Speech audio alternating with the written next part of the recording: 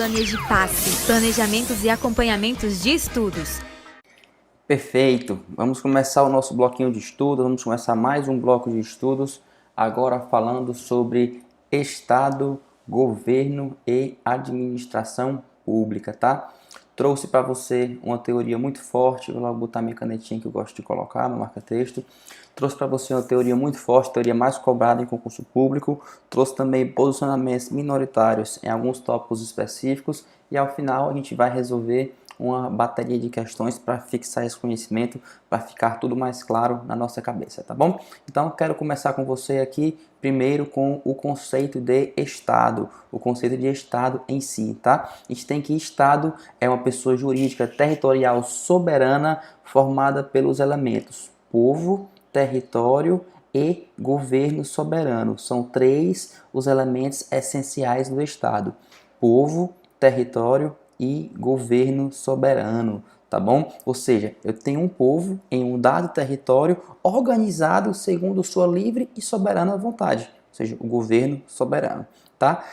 Sobre o Estado, a gente ainda tem um conceito muito importante que é o conceito de Estado de Direito, mas o principal que você sai para a sua prova são os elementos que constituem o Estado: povo, território e governo soberano. O governo soberano muitas vezes pode vir apenas como governo ou apenas como soberania. Tenha bom senso ao analisar a questão se está certo ou está errado, tá bom? Mas a ideia principal é povo, território e governo soberano. A gente tem um conceito muito importante, como eu disse agora há pouco, de Estado de Direito, tá? O Estado de Direito, em si, ele é um modelo de Estado em que a lei é o eixo condutor da vida, em que a lei é o eixo condutor daquela sociedade, tá? Então, as competências das unidades estatais são definidas em lei, tá? Então, o que os estados podem fazer, o que eles podem ou não fazer, é definido em lei. E o que eles podem ou não fazer, muitas vezes, envolve a tutela de mecanismos de proteção do cidadão. Então, quando um cidadão daquele estado se sentir ameaçado ou realmente já foi ameaçado de ter algum direito seu não cumprido, algum direito seu foi violado, ele pode acionar os mecanismos de defesa do Estado para exigir que se cumpra o ordenamento jurídico perfeito, tá bom? Então, Estado de Direito, grave que é um modelo de Estado em que a lei é o eixo que conduz a vida daquela sociedade, em que a lei é o eixo que conduz a vida daquele Estado. Para a professora de Pietro, tá? Para a professora de Pietro, é um pouco mais profundo. Essa organização do Estado, ela é matéria de cunho constitucional, certo? Não é só a mera lei que vai definir as competências, que vai conduzir a vida do Estado e daquela sociedade. É uma matéria de cunho constitucional, algo mais forte, algo mais firme, algo mais sólido, especialmente no que diz respeito à política de divisão do Estado, do território, enfim, a organização dos poderes, a distribuição dos poderes, a forma de governo que vai ser adotada e o modo de aquisição daquele poder pelos governantes, tá bom? As formas de Estado, em geral, quando vão compor um Estado, elas levam em conta a estrutura do poder, a unidade, a distribuição e a competência no território daquele Estado. Então, esse é o conceito de Estado e o conceito de Estado de Direito e o conceito também de Estado de Direito para a professora de Pietro. Sugiro que você copie as informações mais importantes que eu te falei agora. Elementos constituintes essenciais do Estado: povo, território e governo soberano. Estado de Direito é o Estado em que a vida é conduzida pela lei. O eixo condutor da vida é a lei. Beleza? Para avançar um pouquinho mais. De acordo com o modo como o Estado organiza o povo, território e estrutura de poder, dá-se a sua forma. Então agora a gente já está falando, pessoal, sobre forma de Estado, certo? De acordo com o modo como o Estado organiza o povo, território e estrutura de poder, dá-se a sua forma, que pode ser a forma unitária, pode ser federada e pode ser a forma confederada. Algumas doutrinas, alguns estudiosos não consideram a confederação como forma de Estado. Te trouxe um entendimento mais completo para que você analise se na tua prova vai estar correto ou não. Se te perguntarem quais são as formas de Estado, você fala: o Estado pode ser unitário, pode ser federado, pode ser confederado, tá bom? E aí o que é que isso quer dizer? O que quer dizer a forma de Estado, né? É a posição recíproca em que se encontram os elementos do Estado que vão caracterizar aquela forma, certo? Então grava: formas de Estado: unitário, federado ou confederado, tá? Vou te falar um pouquinho sobre cada um agora. Deixa eu cortar aqui para a câmera de novo. Beleza, voltei. No Estado federado, pessoal, desculpa, no Estado unitário, eu tenho a centralização política, ou seja, eu tenho um só poder político central que vai irradiar a sua competência de forma exclusiva por todo aquele território, por toda aquela população, inclusive controlando coisas e coletividades regionais e locais, assuntos locais e regionais, não só os assuntos do todo, sabe? O poder político ele é uno, apesar de se irradiar por todo o território e por toda a população, o poder político ele é uno, ele é só um poder. Aqui no Brasil não, né? Aqui no Brasil a gente é uma federação, nós somos um Estado federado, e é justamente o contrário nesse aspecto do Estado unitário. A gente tem uma descentralização política, a gente tem uma distribuição do poder político, a gente tem convivendo no mesmo território várias entidades políticas que são autônomas e aí distribuídas por todo o território, né? Enfim, como é o nosso caso, a gente tem a nossa federação é formada pela União, pelos estados, pelo Distrito Federal, pelos municípios. E nenhum desses tem hierarquia sobre o outro. Eu não posso dizer que a União é hierarquicamente superior ao Estado ou que o Estado é hierarquicamente superior ao município. Não, eles são entidades políticas autônomas. O que diferencia o que cada um faz, o que diferencia o poder político de cada um, como eles exercem esse poder, é a distribuição de competência. Mas eles não têm uma hierarquia entre si, eles têm um sistema de coordenação, em que um vai completar o outro. A União vai atuar normalmente no âmbito mais macro, os estados vão levar em conta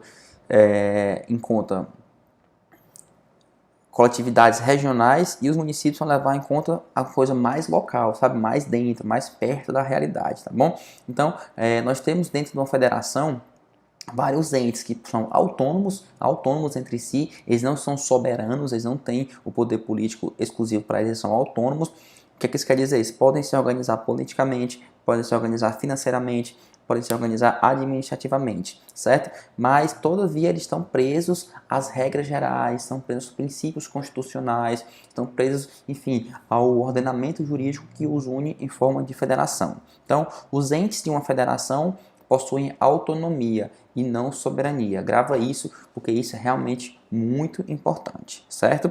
Já vimos o Estado unitário, em que temos o poder político centralizado. Vimos o Estado federado, em que temos apenas a descentralização política, o poder político está distribuído por vários entes. E agora a gente tem a confederação. A confederação ela vai mudar um pouquinho em relação à federação, sabe? Ela vai ser um pacto também entre os estados que vão se unir, só que na confederação, os estados não vão abrir mão da sua soberania. De cá, os estados vão continuar sendo autônomos, soberanos, vão continuar tendo controle, sabe, sobre o seu território, o controle sobre o seu estado em si, o controle sobre o seu povo, de maneira soberana. Apenas vão pactuar algumas coisas em forma de tratado para ter um melhor relacionamento, ter um melhor desenvolvimento e alcançar seus objetivos. Mas eles são soberanos, não são só autônomos. Tanto que, numa federação, quando os estados se unem em forma de federação, eles formam uma constituição única. Quando os estados se unem em forma de confederação, eles se unem através de um tratado, não é nem através de uma constituição. Beleza? Então, vimos um pouquinho de estado unitário, vimos um pouquinho de federação e um pouquinho de confederação. Agora eu quero te trazer algumas diferenças entre federação e confederação. Já te falei um pouco, né? E é mais ou menos isso que eu te falei. Vamos ler o nosso slide. A principal distinção entre uma confederação e uma federação é que na confederação os estados constituintes não abandonam a sua soberania, tá vendo? Na confederação os estados não abandonam a sua soberania, enquanto que na federação a soberania é transferida para o Estado federal. Então, na federação, eu abro mão da minha soberania e a soberania fica una no Estado federal. Na confederação, não. Cada Estado continua sendo seu próprio Estado. Isso pode ser algo bom ou pode ser algo ruim, em termos políticos, em termos administrativos, em termos jurídicos, tá? Aqui a gente vai se ater um pouco mais ao aspecto administrativo. E aí vai ser uma desvantagem. Por quê? Porque a confederação ela acaba sendo um pouco mais instável do que a federação. Porque na confederação eu tenho o direito de secessão, eu tenho o direito de separação, os estados podem sair. Então aquela relação é um pouco mais frágil. Na federação eu não tenho isso, os estados não têm esse direito de secessão. Beleza? Então, a principal diferença entre federação e confederação é essa que a gente acabou de ver. Vamos passar um pouquinho o nosso slide. Principais características de uma federação. Boa, beleza, vamos lá. Novo Estado, base jurídica, direito de secessão, soberania, competências, poder político e cidadania. Eu vou trocar para a canetinha, tá? Para ficar mais fácil da gente ver agora aqui. Vamos lá, falar um pouquinho sobre o novo Estado. O que é que isso quer dizer, novo Estado em relação à federação? Quer dizer que a união desses estados que se unem à federação faz nascer um novo Estado. E, por consequência, aqueles que aderiram à federação perdem a sua condição anterior de Estado. Em outras palavras, digamos que eu tenha o Brasil, eu tenha o Uruguai e tenha o Paraguai. E eles resolveram se unir para formar um novo Estado federado entre Brasil, Uruguai e Paraguai. A partir do momento que essa federação é constituída numa forma de uma nova Constituição, não existe mais o Brasil, não existe mais o Paraguai, não existe mais o Uruguai. Existe aquela nova federação, aquele novo Estado que vai ter o nome que eles vão dar aí entre si, beleza? Então é isso que quer dizer novo Estado em relação a essa característica de uma federação. Vamos agora ver um pouco sobre base jurídica de uma federação. A base jurídica do Estado Federal é uma Constituição, certo? E a base jurídica de um Estado confederado é um tratado. Então, salva isso aí. Base jurídica da federação, uma Constituição. Sobre o direito de secessão, certo? Na federação não existe direito de secessão. Eu não tenho como me separar. Os estados, depois que se unem, eles não podem voltar atrás. Eles não podem se desligar da federação. É vetado a quem entra na federação sair dela depois que ingressa, certo? Muitas vezes essa proibição de secessão, de separação, é expressa na própria Constituição do novo Estado. Outras vezes ela é implícita, mas ela sempre está lá. Tá bom? No caso brasileiro, essa vedação ao direito de secessão, ela é expressa.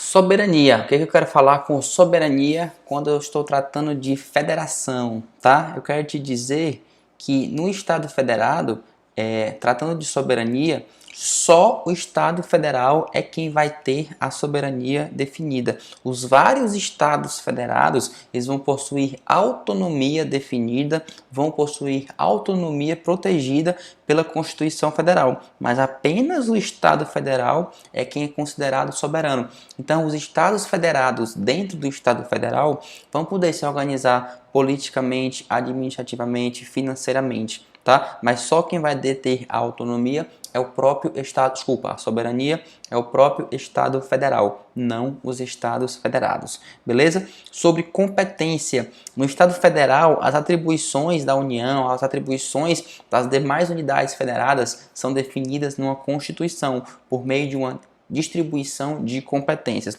Ou seja, eu não vou ter uma hierarquia entre o governo central e as unidades federativas regionais ou locais.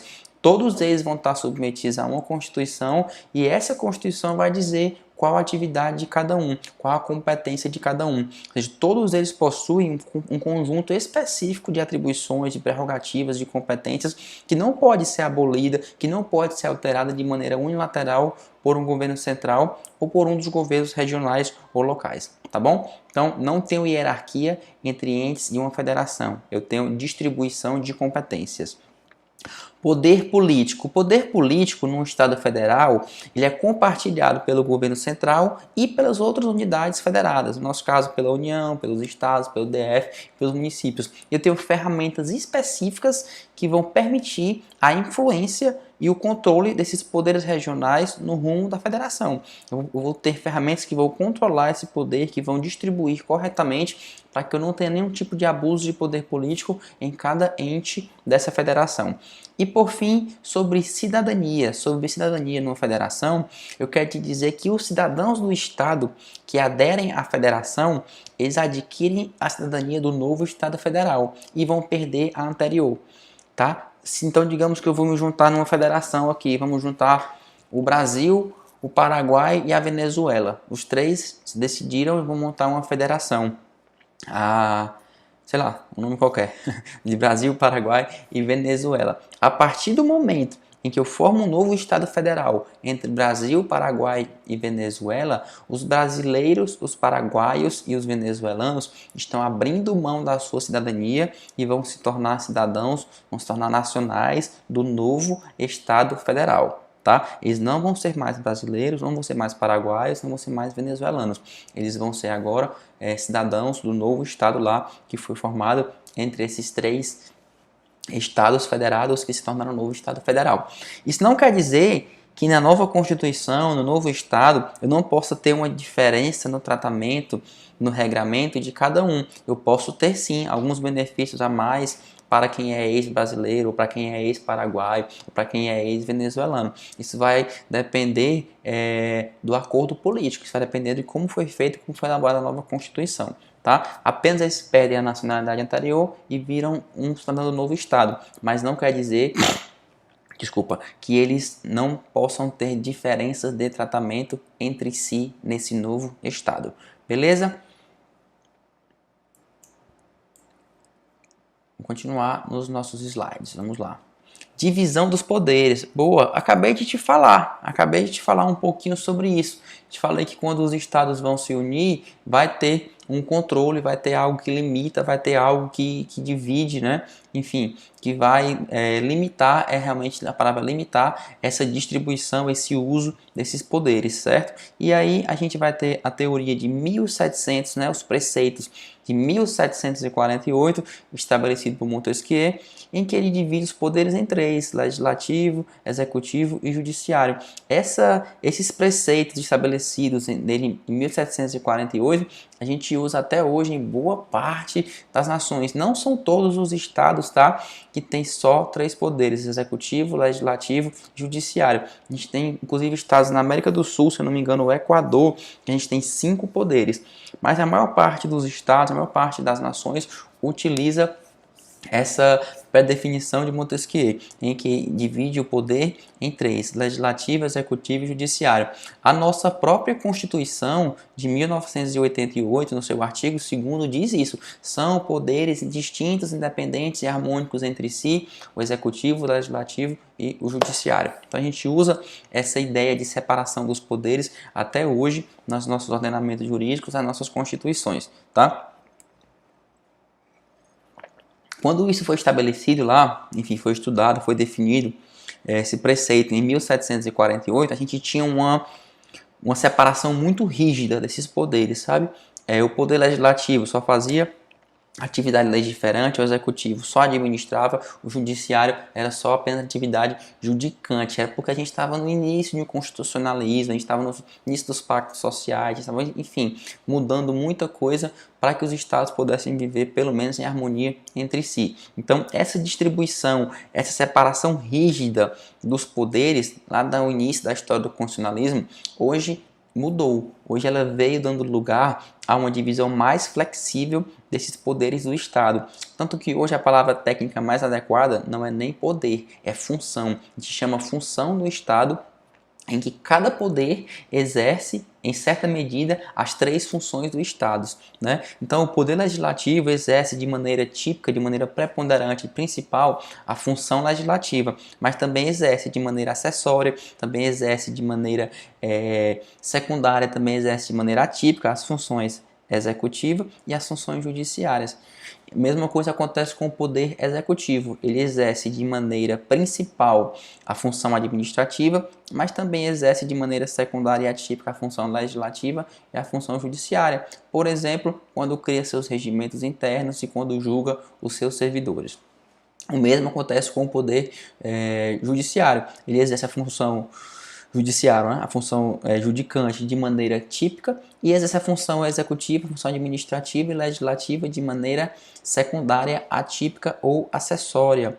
Quando o Poder Judiciário exerce a função administrativa de maneira atípica, por exemplo, quando eu tenho ordens diretas de um chefe emanada ao seu subordinado. Isso é uma atividade típica de administração que está sendo executada por outro poder, pelo Poder Judiciário. E o Poder Judiciário também legisla, por exemplo, quando organiza e executa os seus regimentos internos. Então, é isso, né? Apesar de eu ter poderes com funções típicas, então todos esses poderes exercem as outras funções também de maneira atípica, de maneira acessória ou de maneira secundária, tá bom? A grosso modo, os três poderes no nosso país são distribuídos assim. O legislativo é exercido por um sistema bicameral, ou seja, tem o Congresso Nacional e dentro dele eu vou ter a Câmara dos Deputados e o Senado Federal, e a sua função grosseira é a elaboração das leis. O poder executivo, ele é exercido pelo presidente da República com o auxílio dos ministros de estados, e a função principal é administrar, é transformar a lei em um caso concreto, em um fato concreto. E o judiciário, ele é exercido pelo STF, que é o Supremo Tribunal Federal, pelo Superior Tribunal de Justiça, pelos tribunais superiores e pelos demais tribunais.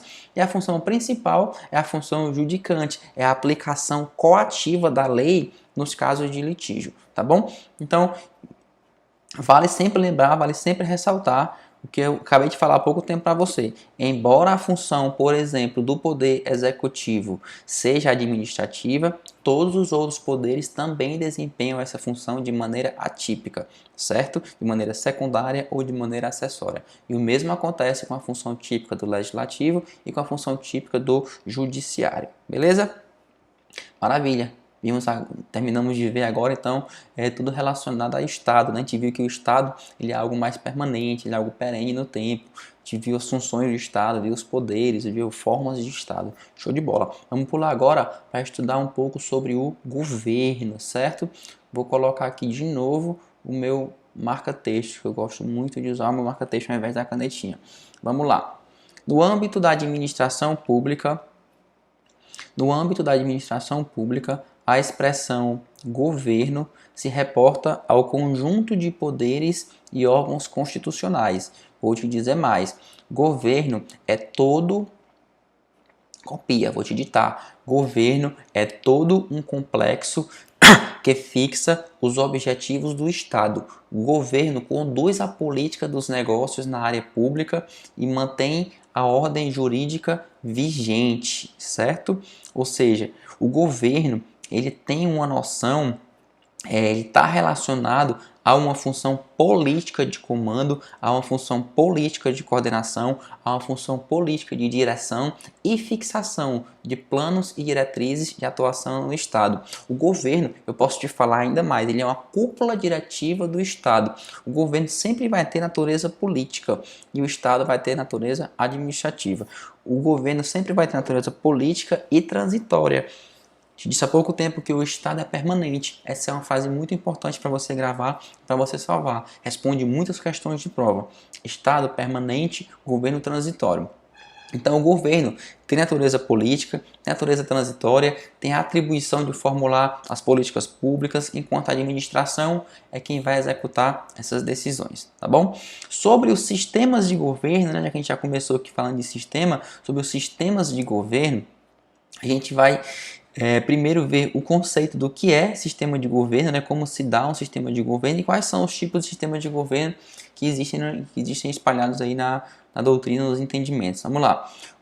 Sistema de governo é o modo como se dá a relação entre o legislativo e o executivo, certo?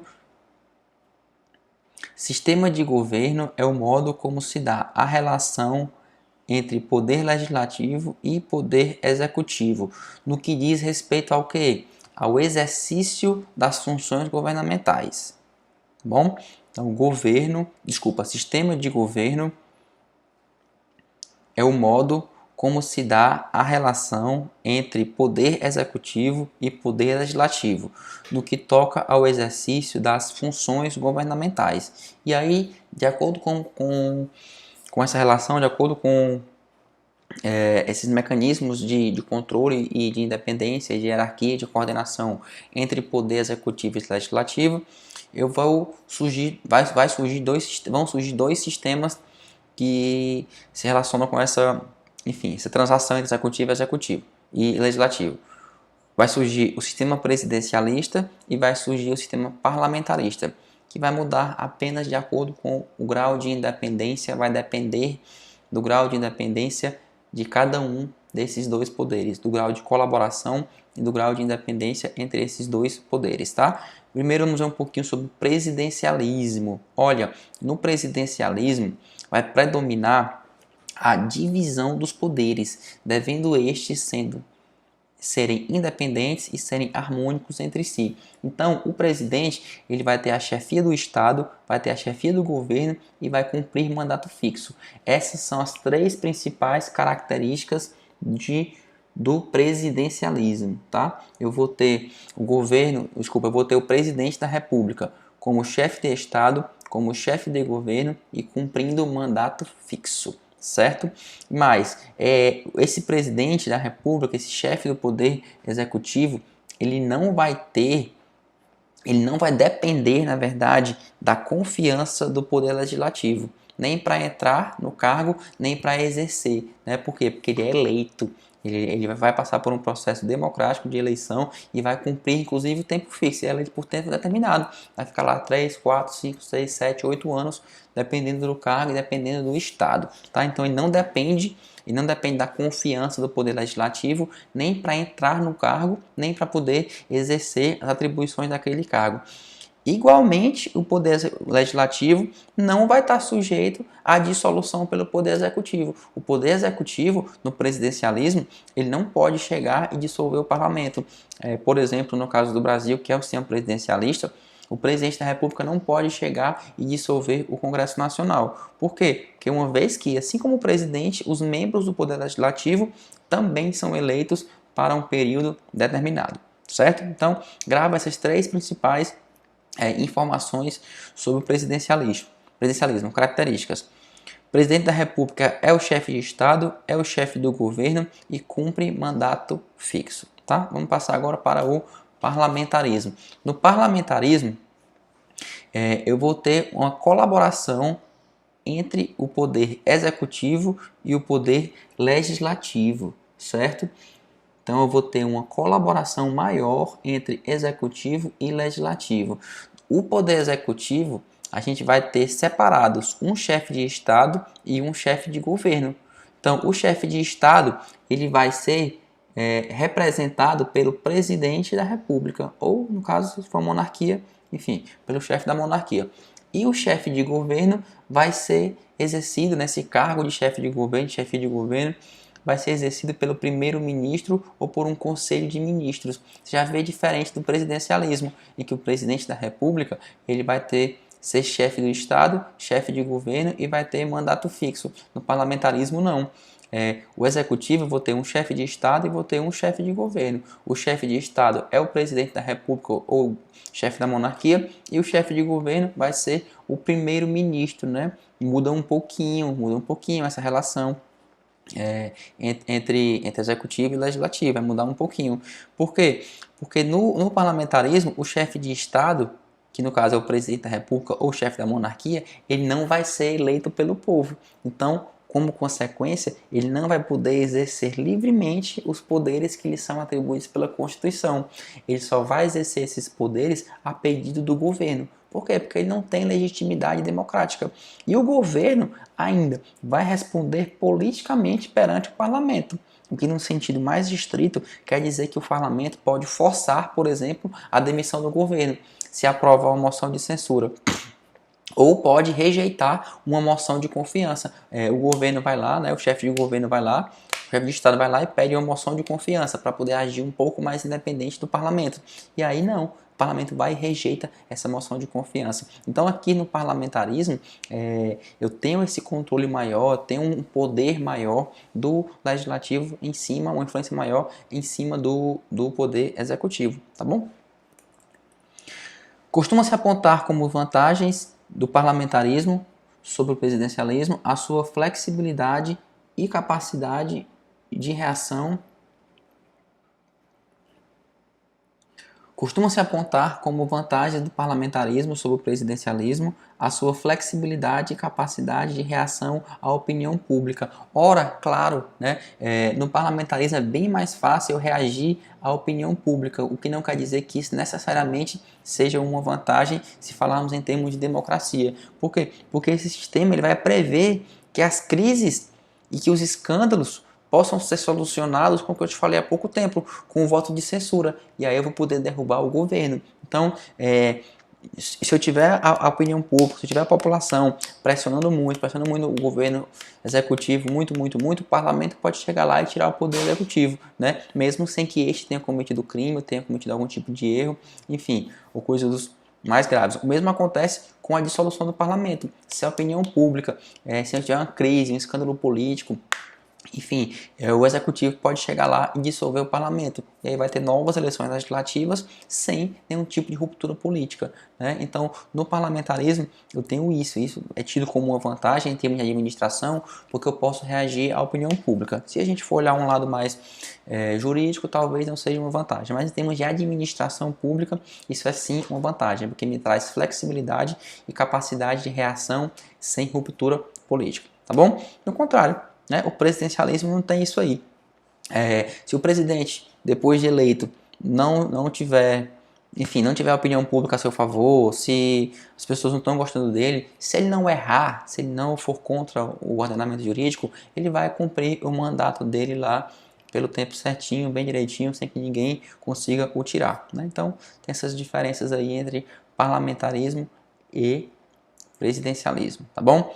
Terminamos sistemas de governo. Vamos agora para formas de governo. Vamos lá. Formas de governo. Quanto à forma de governo, esta se dá pela maneira como é instituído e transmitido o poder na sociedade e com as relações entre governantes e governados. Ótimo, então eu vou ter a maneira como se institui e transmite-se o poder em uma sociedade e também nas relações entre governantes e governados. Nós temos dois tipos de formas de governo, tá? Eu vou te dar aqui um bizu de como foi que eu aprendi a diferenciar sistemas de governos de formas de governo. Forma de governo, ela pode ser tanto república como monarquia. Sistema de governo, a gente acabou de ver que pode ser parlamentarismo e presidencialismo, certo? Forma de governo, lembra dessa frase, nossa república é fogo. Fogo, forma de governo, são as iniciais, fogo. E aí você vai saber, nossa república é fogo. Então, forma de governo é república e monarquia, tá? As questões confundem ou buscam confundir muito o candidato nisso. Elas trazem, são sistemas de governo, república e monarquia, e eles são assim, fala muito sobre república e monarquia, tudo corretinho, mas não é sistema de governo, é forma de governo. Mesma coisa fala, a forma de governo presidencialista se dá pelo cumprimento de mandato fixo, eletividade, tal, e você vai lá e marca como correto. Só que não é forma de governo, é sistema de governo. Então, muito cuidado, tá? Para não confundir forma de governo e sistema de governo. A gente já viu anteriormente sobre os sistemas de governo e agora a gente está vendo sobre as formas de governo. Forma de governo é como se institui, como se transmite o poder na sociedade. Temos dois tipos, república e monarquia, tá? No regime monárquico, eu tenho reconhecimento de um monarca como chefe de Estado e às vezes como chefe de governo, mas como chefe de governo ele não vai ter os poderes tão ilimitados. Enfim, as características básicas de uma monarquia que você deve salvar, que você deve gravar, que você deve aprender são hereditariedade, vitaliciedade e ausência de prestação de contas, tá? Características básicas da monarquia, regime monárquico. Hereditariedade, o poder se transmite de geração a geração. Vitaliciedade, né? Eu não tenho cumprimento de mandato fixo. O monarca fica lá pelo tempo que ele deve achar que deve ficar ou até o fim da vida dele. E eu tenho a ausência de prestação de contas. Eu não tenho uma publicidade, não tenho uma transparência, muitas vezes eu não tenho uma justificação do porquê eu estou exercendo o poder daquela maneira específica. Eu vou lá e faço como monarca. Quem quiser que achar ruim, que ache, porque eu não preciso te prestar contas, não te devo satisfação. Então, principais características da monarquia: hereditariedade, vitaliciedade e ausência de prestação de contas. Já o regime republicano, ele vai ser uma forma de governo no qual o chefe de Estado ele vai ser eleito pelos cidadãos. E esse mandato dele vai ter uma duração limitada, ele vai ser eleito normalmente por voto livre e secreto. As características básicas da República são eletividade, temporalidade do mandato e dever de prestar contas. Eletividade: o chefe de Estado ele vai ser eleito pelos cidadãos. Temporalidade do mandato: o mandato vai ter um tempo fixo, tem uma duração limitada, sabe? Vai ser 3, 4, 5, 2, 1, 10, 20 anos, depende de quanto for lá previsto na Constituição. E o dever de prestar contas, né? Os atos políticos, administrativos devem ser motivados, devem seguir o ordenamento, devem ser transparentes, enfim, devem ter publicidade. Eu devo prestar contas do que eu faço para o cidadão, porque eu vou estar preso a uma finalidade pública, certo? Então, regime monárquico, hereditariedade, vitaliciedade e ausência de prestação de contas. República, vou ter eletividade, temporalidade do mandato e dever de prestar contas. São as principais diferenças, são as 3 maiores diferenças, tá bom? Vamos ver agora um pouquinho sobre o Brasil. Vamos lá, nosso Brasil. Voltar para o nosso marca-texto. Vamos lá. Brasil. União, Estados, Municípios, DF e Cláusula Pétrea. É o que a gente vai falar agora sobre o nosso país. Show de bola, vamos lá. A Constituição de 88, ela adotou como forma de Estado o federado, certo? Então a nossa forma de Estado vai ser a federação. Somos a República Federativa do Brasil. E essa forma de Estado federado, ela vai ser integrada por diferentes centros de poder político. Lembra que na federação o poder político é distribuído entre os estados federados daquele estado federal? Então a gente vai ter o poder político central, que vai ser a União.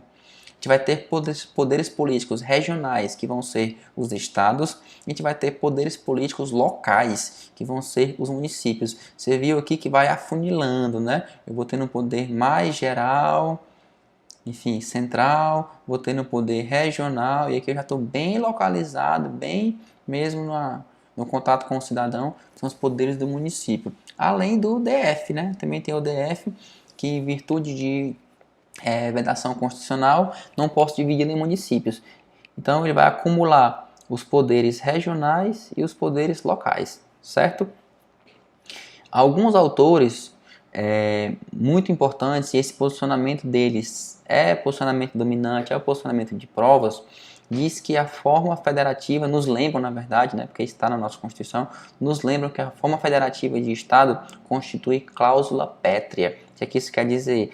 Ela não pode ser abolida por meio de reforma constitucional, certo? Ela é insuscetível de abolição por meio de reforma constitucional, beleza? Então, o Brasil é uma federação integrada por vários centros de poderes políticos. Poder político central, União, regional, estados, local, municípios. DF acumula as atribuições de estado e municípios, poderes locais, estado e de município, tá bom? Show de bola.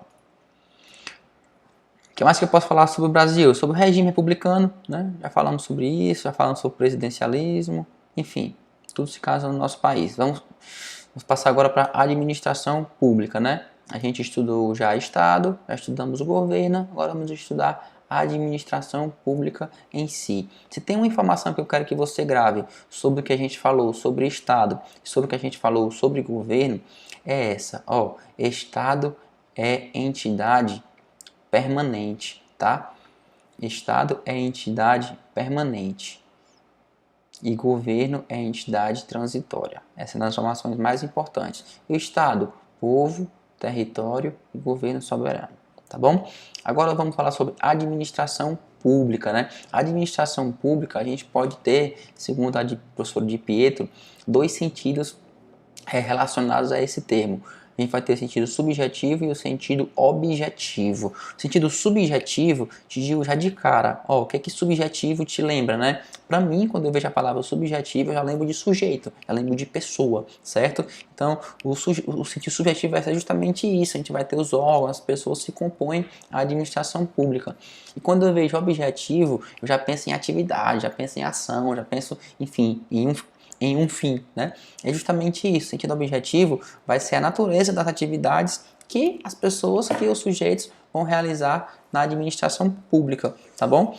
Sentido subjetivo também pode ser chamado de sentido subjetivo, sentido formal ou sentido orgânico. Sentido objetivo também pode ser tido como sentido material ou funcional, beleza? O sentido subjetivo, já te falei que lembra sujeito, o nome. Formal também lembra assim, ó, poxa, forma, o que que dá forma às coisas, né? São as pessoas que o compõem. São as coisas, é algo que o compõe, é que dá forma às coisas. Então, liga também a sujeito. E orgânico lembra de organismo, que quem tem organismo é gente, que tem organismo, os órgãos estão dentro do organismo e quem tem isso é gente, é pessoa também se liga a subjetivo, certo?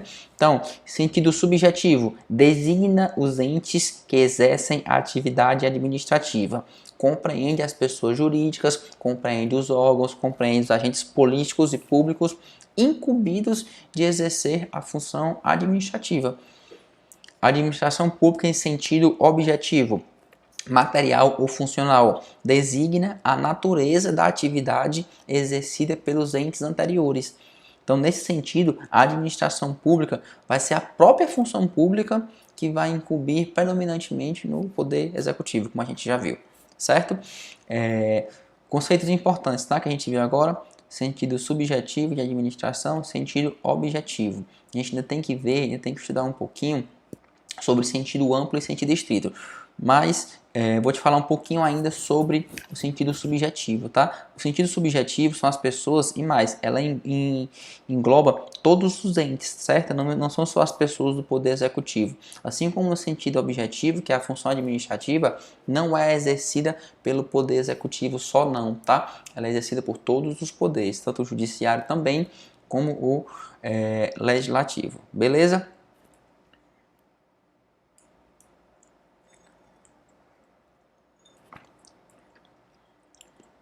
Tomando um pouquinho de água. Pensei que tinha outros slides sobre sentido estrito e sentido amplo. Não tem, mas tudo bem, vamos voltar para esse. Administração pública em sentido estrito. O que ela é? Sentido estrito e sentido amplo. Nossa, tá falhando meu mouse. Voltou. Sentido estrito e sentido amplo. Sentido amplo são os órgãos do governo que vão exercer a função política e também são os órgãos do governo que vão exercer a função administrativa, certo? Amplo é maior do que estrito, né? Então, sentido amplo são os órgãos que vão exercer a função política e a função administrativa, e sentido estrito abrange somente as pessoas, somente os órgãos que exercem funções administrativas. No sentido estrito, eu não tenho o exercício de função política. No sentido estrito, eu tenho exercício apenas de função administrativa, certo? Sentido estrito, função administrativa exercida, né? São os órgãos que exercem a função administrativa. E sentido amplo, tenho os órgãos e pessoas que exercem a função administrativa e também a função política. Beleza? Só essa a diferença. A administração pública, sentido amplo, são os órgãos de governo e pessoas que exercem função política e função administrativa. A administração pública, em sentido estrito, são os órgãos e pessoas que exercem apenas a função administrativa. Tá bom? Vamos avançar. Nesse sentido, é o mesmo entendimento do professor José dos Santos Carvalho Filho, vai te falar o que eu te falei agora sobre o sentido subjetivo da administração pública. Vamos ler porque vale a pena a gente fixar mais esse conhecimento. Nesse mesmo sentido é o entendimento do professor José dos Santos Carvalho Filho, quando diz que a expressão pode também significar o conjunto de agentes, órgãos e pessoas jurídicas que tenham a incumbência de executar as atividades administrativas. Toma-se aqui em consideração o sujeito da função administrativa, ou seja, quem a exerce de fato, né? Está falando aqui de sentido subjetivo, conjunto de agentes, órgãos e pessoas jurídicas que tenham a incumbência de executar as atividades administrativas. Show de bola. Vamos lá. Cuidado para não confundir aspecto subjetivo com órgãos dos poderes do Estado. Aqui eu vou te falar bem devagar, não vou nem ficar aparecendo você ficar olhando para minha cara. Ouve só a minha voz, ó. Eu devo te ressaltar que você não pode confundir aspecto subjetivo com os órgãos dos poderes do Estado, certo? Sob o aspecto subjetivo, a função administrativa com os órgãos dos poderes do Estado. A gente tem que saber que eu tenho em evidência a função administrativa em si e não o poder em que ela é exercida, certo? Então, a minha função administrativa no poder subjetivo, eu não devo pensar que ela são apenas as pessoas do poder executivo que vão exercer. Não, né? São todas as pessoas de todos os entes. O foco aqui é na função administrativa, o foco aqui é nas pessoas, não no poder em que ela entra. A gente sabe que de forma predominante a função administrativa é exercida pelos órgãos do executivo, mas o nosso regime constitucional não adota a separação absoluta de atribuições, a gente já viu isso, e sim de funções especializadas. Então, os outros poderes do Estado, o poder judiciário e o poder legislativo, também vão exercer a atividade administrativa, apenas de forma atípica, tá bom? Então, não esquece disso aí, não te confunde com isso. Enfim, vão compor, né? Para a gente terminar o raciocínio, vão compor a administração pública em sentido subjetivo todos os órgãos integrantes das pessoas jurídicas políticas, todos os órgãos integrantes da União, todos os órgãos integrantes dos estados, todos os órgãos integrantes dos municípios e todos os órgãos integrantes do DF, tá? Aos quais a lei vai dar o exercício de funções administrativas. Então, não é só na administração direta que eu vou ter isso aqui, não, certo? Por quê? Porque a própria lei, enfim, Constituição pode optar por pegar essas atribuições e falar, União, você não precisa exercer isso aqui de maneira direta, cria uma entidade aí de personalidade de direito privado ou cria uma entidade de personalidade de direito público e transforma ela em administração indireta, cria uma autarquia, cria uma empresa pública, entendeu? E aí você coloca para lá. Mas essa galera inteira vai continuar fazendo parte do conceito subjetivo de administração pública, tá? Por quê? Porque vão estar exercendo a atividade, a função administrativa, tá bom? Então, a administração pública, no sentido subjetivo, é o conjunto de órgãos, conjunto de pessoas jurídicas aos quais a lei vai atribuir o exercício da função administrativa. Não importa se de maneira direta ou se de maneira indireta na administração indireta. Não importa se do poder executivo, não importa se no poder judiciário, não importa se no poder legislativo. Tá bom? Então não confunda o aspecto subjetivo com os órgãos dos poderes. Não é só a galera do executivo que faz, não é só o pessoal da administração direta que faz, não. Todo mundo que está ligado naquela função administrativa. Beleza? Show de bola. Vou voltar para ti agora, tá? Vamos lá. Finalidade da administração pública, que é fácil. Finalidade da administração pública. A finalidade da administração pública deve ser somente uma: prestar serviços ao cidadão. A gente está falando em termos administrativos, tá? Aqui a gente está estudando administração pública. A administração pública possui a finalidade precípua ou principal: prestar serviços ao cidadão. Todas as atividades que ela vai fazer, então, decorrentes daí, devem estar ligadas, devem estar relacionadas a isso, devem fazer parte desse prestamento, né, dessa prestação de serviços ao cidadão. Então, a gente vai ter o serviço público no sentido mais amplo. Qualquer ação administrativa com seus administrados vai ter que proporcionar, sei lá, um bem-estar social, vai ter que cumprir os deveres que estão previstos na Carta Magna, na Constituição.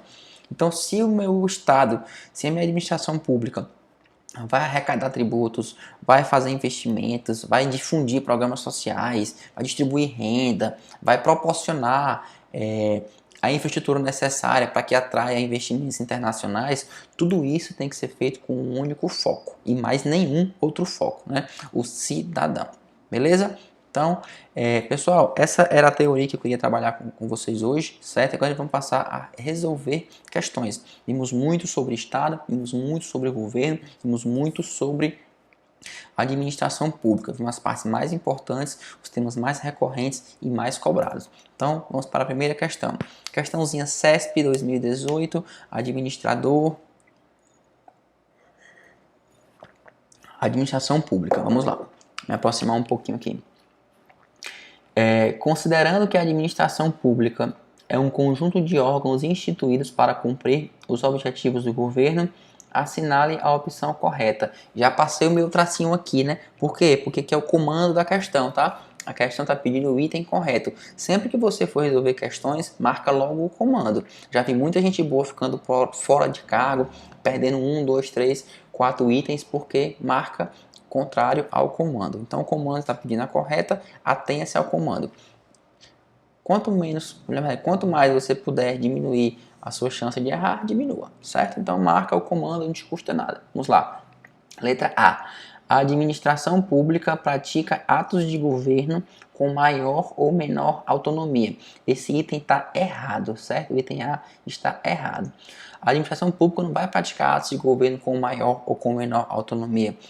A administração pública ela vai praticar atos vinculados à lei. Ela está sempre vinculada à lei, tá? Claro que ela tem um limite de discricionariedade, mas isso não quer dizer autonomia, certo? Ela está sempre presa aos limites da lei, de acordo com o princípio da legalidade previsto no nosso ordenamento jurídico. Então, letra A está errada. Letra B. A descentralização da administração pública corresponde à distribuição de competências dentro de uma mesma pessoa jurídica, em razão da sua organização hierárquica. Não, esse item também está errado, tá? Esse é o conceito de desconcentração, não de descentralização. Na descentralização, eu tenho outra pessoa jurídica. Na desconcentração, eu distribuo as competências dentro da mesma pessoa jurídica. Nós não vimos esses conceitos nesta aula, nesse bloquinho de aula, do item A e do item B. Tá? Mas mesmo assim, porque não está no tópico, né? Estado, governo e administração pública. Mas mesmo assim eu vou te explicando para que você tenha um entendimento completo da questão, tá bom? Letra C. O governo é um conjunto de agentes, tá? O governo é um conjunto de agentes, órgãos e pessoas jurídicas de que o Estado dispõe para colocar em prática as políticas públicas. Esse item também está errado, tá? Isso aqui não é o governo, isso aqui é o conceito de administração formal, conceito de administração subjetivo, né? Agentes, órgãos e pessoas jurídicas. Não é o governo é responsável por conduzir as políticas públicas. Então esse item está errado. Letra D. A administração pública tem função exclusivamente administrativa. Não, a função dela não é exclusivamente administrativa. Deixa eu marcar aqui, ficou feio. A função da administração, a principal é a administrativa. A função típica, como a gente viu, é administrativa. Mas ela também exerce as funções legislativa e judiciária, né? Judicante, de maneira atípica, acessória ou secundária. Tá? Então não é exclusivo. Tá errado também. E letra E, no conceito de administração pública em sentido formal, estão compreendidos os órgãos e as entidades que executam atividades administrativas. Perfeito. Este é o conceito, sim, de administração pública em sentido formal. Então, nosso gabarito é letra E. Lembra-se que formal é sujeito. Lembra-se que formal é administração pública subjetiva ou também administração pública orgânica. Está ligado às pessoas, né, aos órgãos, às entidades que executam atividades administrativas. Corretíssimo. Letra E, nosso gabarito. Próxima questão. Assinale a afirmativa a seguir e indique se ela é verdadeira ou falsa. Beleza, questãozinha de V ou F, né? Melhor pra gente. Vamos lá. O conceito de Estado possui características diferentes do conceito de governo, pelo fato do primeiro ser transitório e o segundo permanente. Tá errado, né? Tá trocado. Até aqui tá certo, ó. Até onde tem governo, tá correto, tá? Até que está correto. Ó. O conceito de Estado possui características diferentes do conceito de governo. Show de bola. Pelo fato do primeiro ser transitório e o segundo ser permanente. Está errado. É o contrário. É o Estado que é permanente e o governo é que é transitório, certo? Não é Estado transitório e governo permanente. Está trocado. Então a questão super errada. Vou colocar um X, vou colocar um E de errado e vou colocar um F de falso, porque essa questão tanto está errada como ela é muito falsa com a gente, tá bom? Próxima questão. Governo, administração pública e gestão pública são termos que andam juntos. Poxa, bonito. Embora expressem conceitos e finalidades diversas. Nesse sentido, a finalidade, comando. A finalidade da administração pública é governo, administração pública e gestão pública, que são termos que andam juntos, embora expressem conceitos e finalidades distintas. Nesse sentido, a finalidade da administração pública é, letra A, exercer a direção suprema dos negócios públicos, reunindo com o conjunto de poderes e órgãos constitucionais. Tá errado, certo? Essa não é a finalidade da administração pública. Exercer a direção suprema dos negócios, né? Conduzir a coisa pública. Quem conduz a coisa pública é o governo. Aqui nós estamos sendo técnicos, tá? Então, tá errado. Está ligado ao conceito de governo, não com a administração pública. Letra B. A finalidade da administração pública é realizar as funções da gerência pública nos negócios do governo em uma determinada fase de mandato. Realizar as funções da gerência pública está mais ligada nem ao governo, é à gestão pública, né? Então também está errado. Aqui a gente está perguntando a finalidade, a gente está pedindo aqui na questão, é a finalidade da administração pública, certo? E aqui se relaciona à gestão pública, tá bom? Letra C. A finalidade da administração pública é prestar de forma perene e sistemática, legal e técnica os serviços próprios do Estado ou por ele assumidos em benefício da coletividade. Poxa, tá correto, né? A finalidade da administração pública é prestar de forma perene e sistemática, né? Tira aquela ideia de governo, tira a ideia de transitoriedade. Legal e técnica, boa, muito bem, tá? Cumprimento de normas constitucionais, cumprimento de normas infraconstitucionais. Os serviços próprios do Estado ou por ele assumidos em benefício da coletividade. Foi o que a gente viu. A finalidade da administração pública é o que? Sempre em prol do cidadão, prestar serviços ao cidadão, prestar serviços próprios em benefício da coletividade. Então, a questão item C, corretíssimo, show de bola, é o nosso gabarito, beleza? Vamos ver por que o D está errado. A finalidade da administração pública é exercer as funções do Estado em contexto de conflitos históricos, sociais, políticos, culturais e econômicos. Está errado, né? A finalidade da administração pública é prestar serviço em prol do cidadão e da coletividade. E mais, ela não deve exercer as funções do Estado só em conflitos. Ela deve exercer sempre. Então, letra D também errada. Beleza? Vamos para a próxima questão. O conceito de administração pública pode ser tomado em sentido amplo, estrito, subjetivo e objetivo. Com base nessa informação, assinar a alternativa correta. Então ele quer a correta e diz que o conceito pode ser tomado em sentido amplo, estrito, subjetivo e objetivo. Show de bola, vamos lá. No sentido subjetivo, a administração pública é o conjunto de atividades do Estado voltadas para a satisfação do interesse público. Errado, né? Erradíssimo. Sentido subjetivo não é atividade, subjetivo é sujeito, sujeito é pessoa. Então, a administração pública em sentido subjetivo é o conjunto de órgãos, né, e sujeitos, enfim, pessoas jurídicas que realizam a atividade administrativa, tá bom? Então, não é atividades, não é subjetivo, é objetivo. Letra B. No sentido subjetivo, considera-se como administração pública o conjunto de órgãos, instituições públicas e agentes públicos que desempenham a função administrativa. Show de bola! Esse é o conceito corretíssimo. Gabarito letra B aqui já de cara. Letra C. O conceito de administração pública em sentido estrito abrange os órgãos superiores de governo que exercem a função política. Não, senhor. A administração pública em sentido estrito exerce função só administrativa. É o conjunto de órgãos que exerce função administrativa.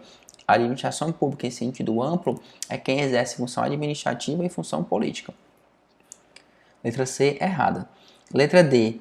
O conceito de administração pública em sentido amplo envolve apenas os atos voltados à execução das políticas públicas. Errado, né? Não é só apenas os atos voltados à execução de políticas públicas. Em sentido amplo, exerce também a função administrativa. Beleza? Então, letra D errada também.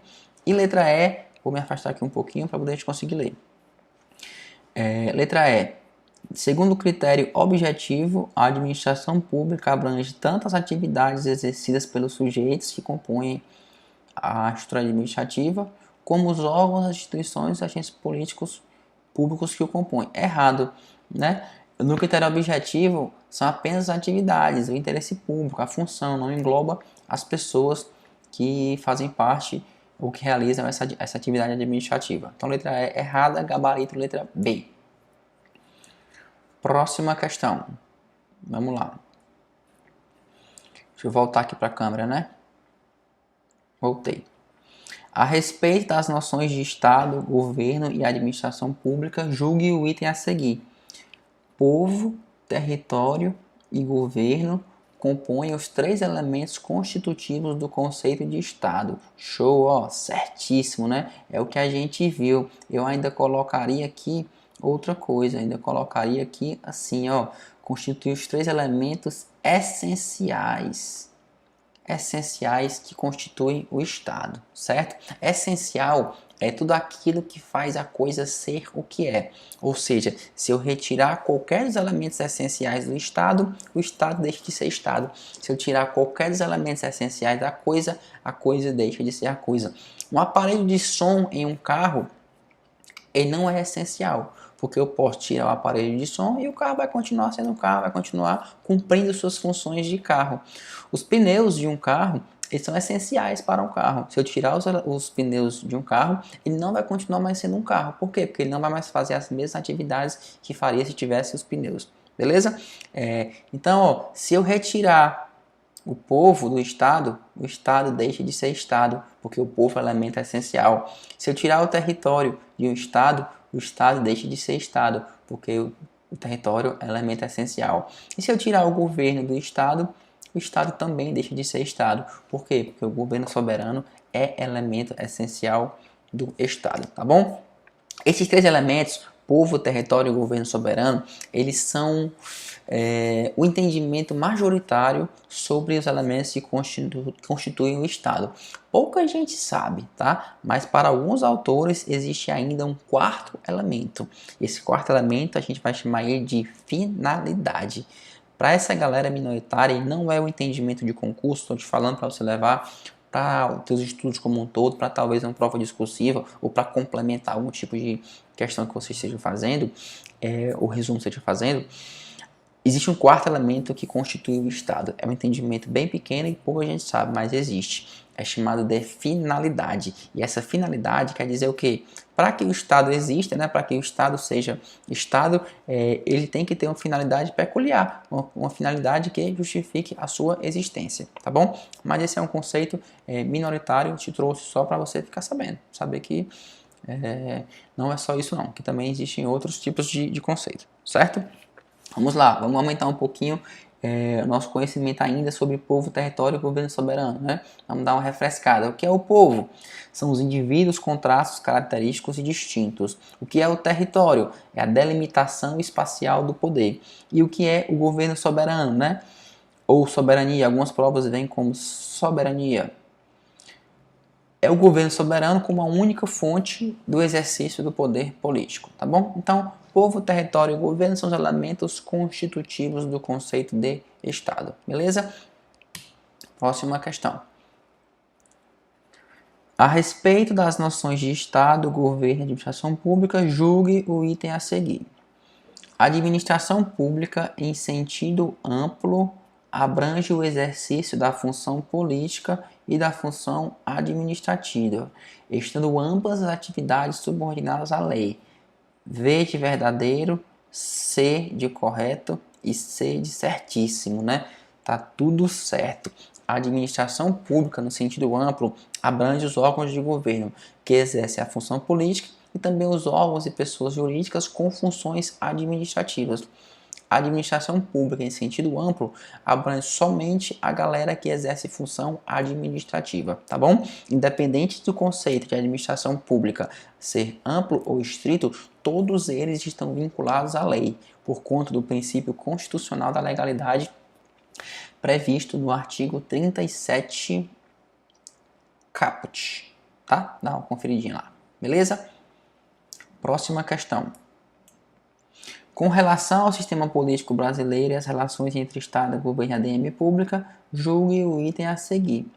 São formas de governo a federação, a confederação e o governo único. Essa questão está errada.